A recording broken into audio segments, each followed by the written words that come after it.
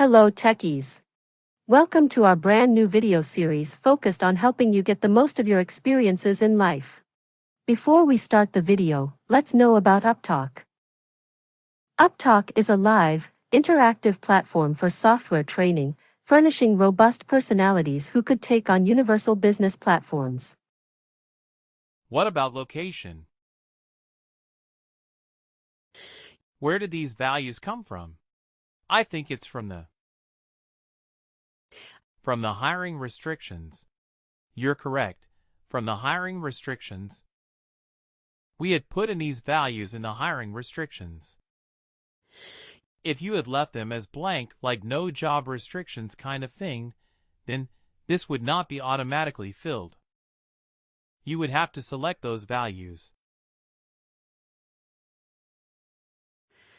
As part of your assignment, you will choose no job restrictions as the hiring restrictions. So you have to choose manually select the job profile, time type, location, etc. Yeah,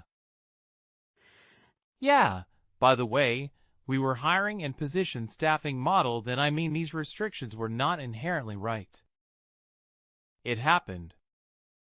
No, we had not put in anything.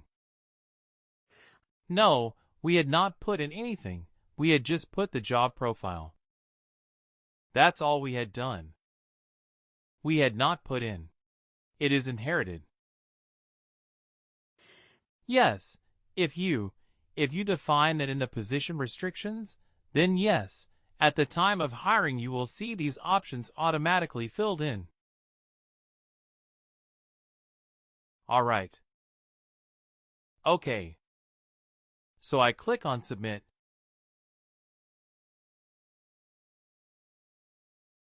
Again, it completed successfully because I did not have any other steps in the hire business process, correct?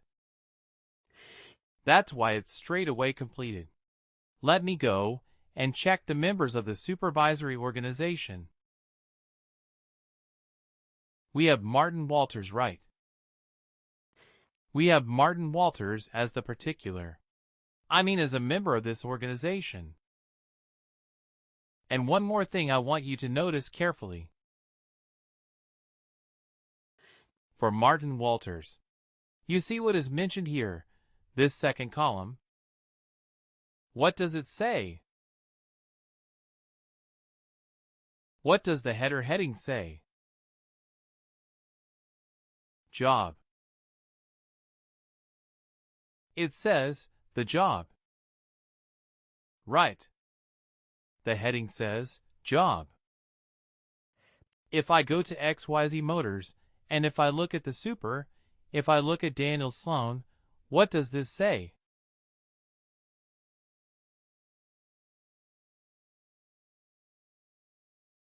Position.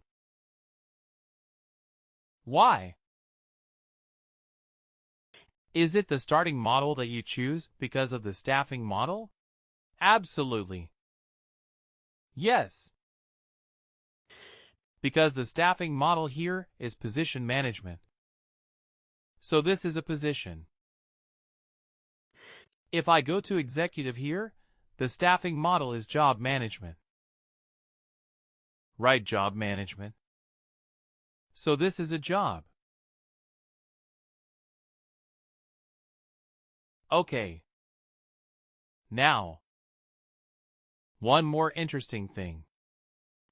After we hired Daniel Sloan, the staffing model started showing up as empty, and you all said it so happened because the position that we had created was filled. Right, that's what you said. So there was nothing in that page. Just it was written. Position management. But in job management, I continue to see this training manager location. Full-time employee is available to fill. Why is that? Why do I keep? Because we can hire as many as we want. I mean, there's no restriction on the number. Yes. Perfect. because there is no restriction on the number of workers you can hire. Right. There is no restriction in position management. You define the number of positions up front. Isn't it? You're defined. They're okay. 1 position. 2 positions. You define it up front at the time of creating the position, and you cannot hire more people than that. But in a job manager, this is a flexibility. This is a flexibility. Now I can hire 3 more workers in executive. There were 4 workers, right? In executive, I needed to hire 4 workers. Olivia, Martin, Emma. I need them. I already hired Martin. I now need to hire Emma, Ethan, and Olivia. Do I need to create separate positions for them again? No. That's it, is no. If I can straight away go here and do, and keep doing hiring, right? I can go to hire, and I can go and hire 1 more person. But the same thing. Can I do 4? XYZ Motors, which is a position management organization. No, you cannot. I cannot, because the position is not there. So what do I need to do here? I need to create a position. Then I would be able to hide to see the operational overhead that is added in a position management organization. Right. So that is the reason we say that in a job management organization you have a lot of flexibility and speed. Right. We can quickly go there and hire 1 more person in a position management. You have to first create a position. Then you would be able to hide. Not a bad thing, but just that it adds a lot of control, but it slows you down a little bit. Isn't it, because you have to create positions first? Then you would be able to hide. All right. So you get the idea how to hire a worker in a job management organization versus a position management organization. It's basically the same thing. Just that. In the position management organization, you first create the positions. Then you start hiring in the job management organization. You set the hiring restrictions at the organization level, and then you do this hiring. Any questions? Because you would need to do this as part of your assignment, you would need to hire all these workers. All the 7.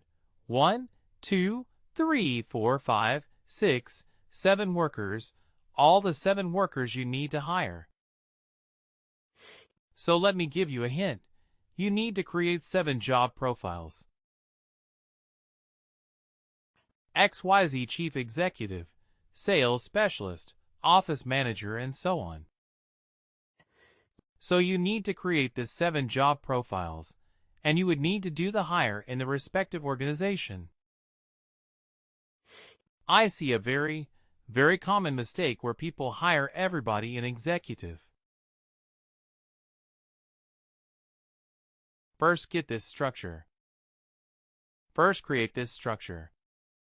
Keep it handy, and then start the hiring. So let's discuss this quickly. Where would you hire Daniel Slow One? Or the next? XYZ Motor. XYZ Motor. XYZ Motor. XYZ Motor. Related actions of XYZ Motors to the hire. Hire Daniel Slower. Then what would you do? Then you go to executive. Right. You go to the XYZ Motors Executive Organization. Hire 4 workers.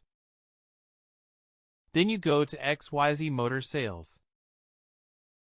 Hire Chloe Tuck.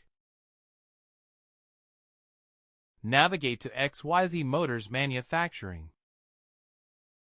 Net and hire. No, I watch it only after you hire all 7 workers. After you hire all 7 workers, then you should assign the role of manager. Please make a note of this.